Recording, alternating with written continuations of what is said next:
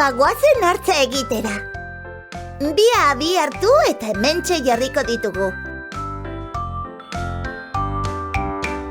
Gure hartzak jada begiak dauzka. Bikain! Orain sudurra jarriko diogu. Horretarako platanoa hartuko dugu. Xafla bat moztu, horrela bai.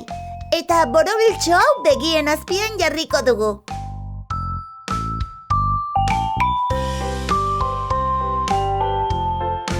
Eta gainean abi bana. Kitxo! Eta orain belarriak. Beste bi platano xafla moztuko ditugu, borobil finak, eta hemen goian jarriko ditugu. Bigarren ogian ere berdina egin.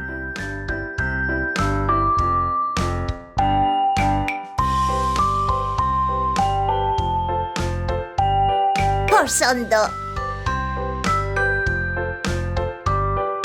Baina, soso xamar dago gure hartza ez da? Zer jarriko diogu?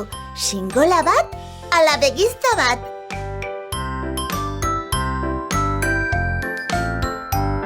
Ea ba, aukeratu bat. Xingola, ala begizta?